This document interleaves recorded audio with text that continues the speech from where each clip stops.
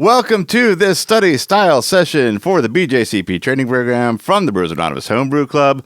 We are starting our look at Category 5 Pale Bitter European Beer, starting with 5A German Leichtbier or German Leichtbier. I've heard it said both ways, and I'm pointing that out because I want you to know what beer we're talking about and what beer you should be judging if your exam administrator announces either one of those. It's 5A, and I've heard it both ways, may even be said a third way, but those are the two that I know, and I'm trying to share as much as I can in these.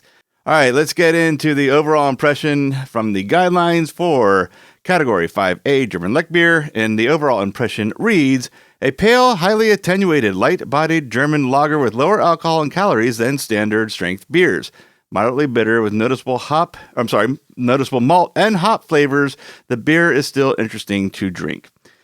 All right, let's take a look at the vital statistics. And I will say again, and probably every video, this is not information that we will be given when we judge our beers, not only in our exam, but in a real life judging session as it is, but they aren't part of the style. So let's review them real quick. Original gravity range is 1.026 to 1.034. Final gravity range is 1.006 to 1.010. IBU range ranges from 15 to 28. SRM range is 1.5 to 4. And the ABV range for the style is 2.4 to 3.64%. Now, on to the characteristics we will be judging this beer to, starting with aroma. And aroma reads, low to medium hop aroma with a spicy, herbal, or a floral character. Low to medium low grainy sweet or slightly crackery malt aroma. Clean fermentation profile. Appearance reads, pale straw to deep yellow and gold. Brilliant clarity. Moderate white head with average to below average persistence. On to flavor. Flavor reads, low to medium grainy sweet malt flavor initially. Medium hop bitterness, low to medium hop flavor with a spicy herbal or floral quality, clean fermentation character, well lagered, dry finish with a light, malty, and hoppy aftertaste. And then finally, the last characteristic we'll be judging this to, mouthfeel.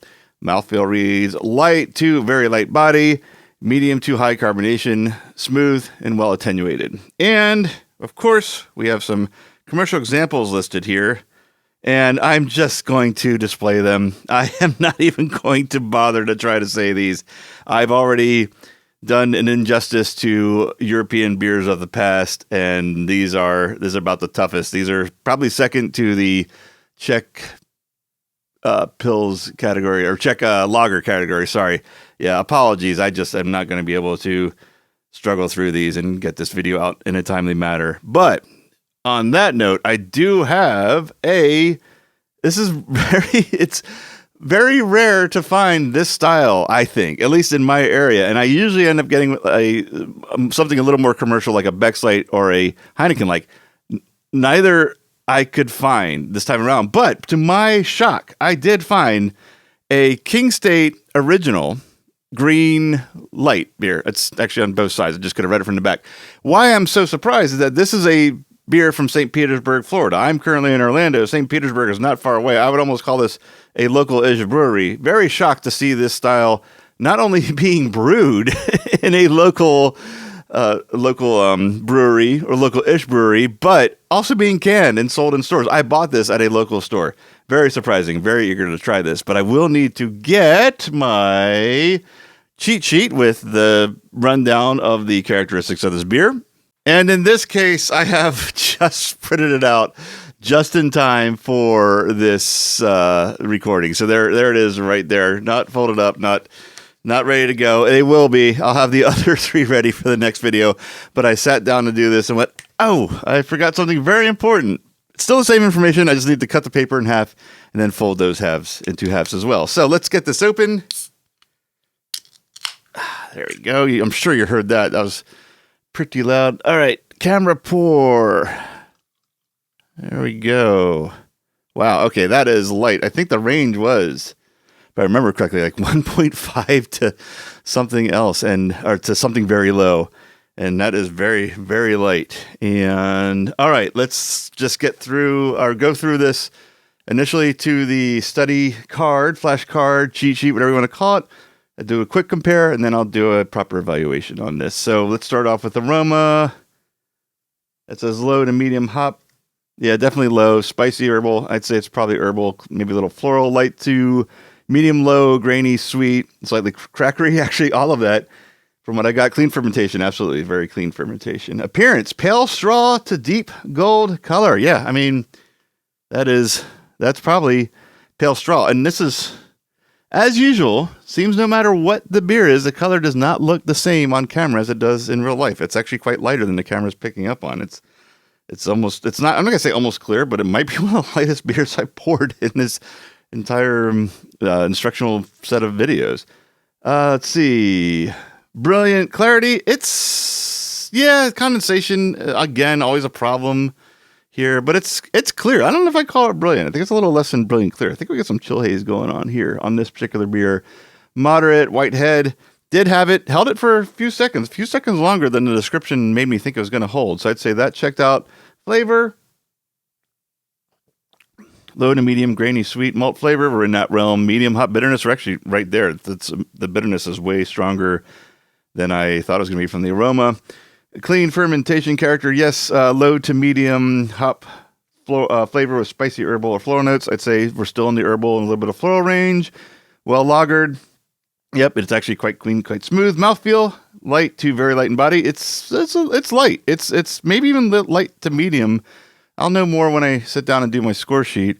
Medium to high carbonation, absolutely. Smooth, well attenuated. Yes. So do your best to get a style like this. I can't really tell you what your best bet's going to be. Beck's Light, Heineken Light. If you find a local one, as surprising as it is, it obviously, I would say as surprising as that would be, they do exist. I have one.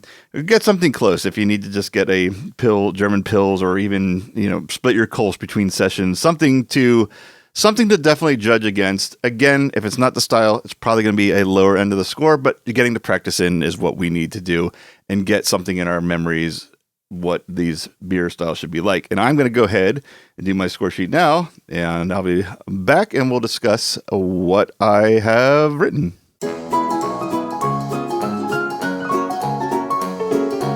I am back, and I have my completed score sheet. So let's go through this. Let's run over the fields that should be filled out for this, just so we make sure we're covering all that. I haven't talked about it in a while. So I have my name, my BJCP ID number, my email. I've marked off that I'm a certified ranked judge, and I put in category 5, subcategory A. I put in the entry number. I made it up. I just put 9864.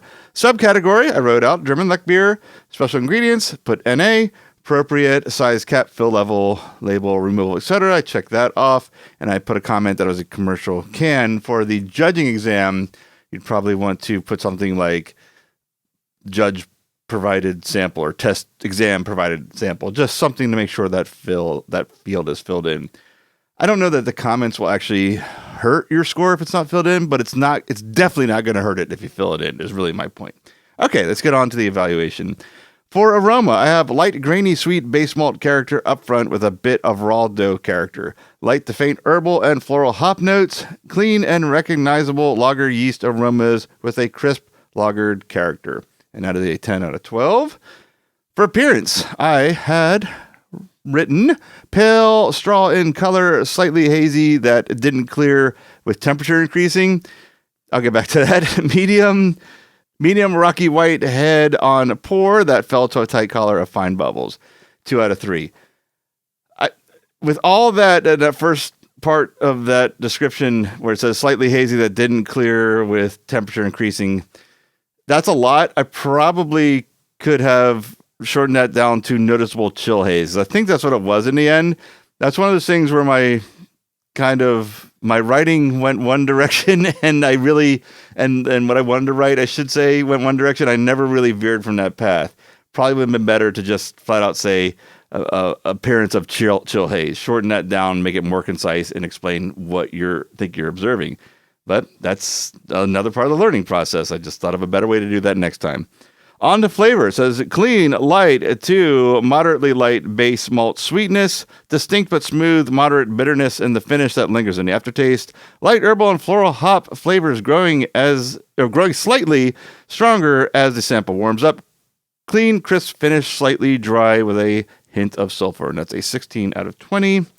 For mouthfeel, I have light to medium light body, no noticeable alcohol warmth. Highly carbonated, giving a pleasant carbonic bite and texture, no astringency, too light to carry any noticeable creaminess. And that is a 5 out of 5. And for overall impression, I have very clean and well-crafted beer, carries the malt and hop aromas as expected for style. Body borders on too heavy for style. Bitterness is also slightly strong for the style. A toning down of the overall body and a slight reduction of bitterness would help round out this beer and bring it closer to an outstanding example. And that was an 8 out of 10, giving it a 40 out of 50, putting it in the excellent range, which is just under outstanding, which is why I mentioned that. And I did fill out the matrix. I have everything checked to the highest except for that middle one. And I did just note the couple improvements that I think the beer could use to get out of excellent and into outstanding. And that is it. I hope you have done a score sheet as well. That is the most important thing to practice in this process for this phase of your certification examination. So even if you don't have a 5A on hand, judge something. Get that score sheet written. My hand still hurts. I'm just doing these basically once a day. I should be doing them more, even if I'm not evaluating a beer, just kind of imaginarily maybe doing it so that I at least don't have the hand cramp for when my exam comes up. So, all right, that's it. Let's move on to subcategory 5B.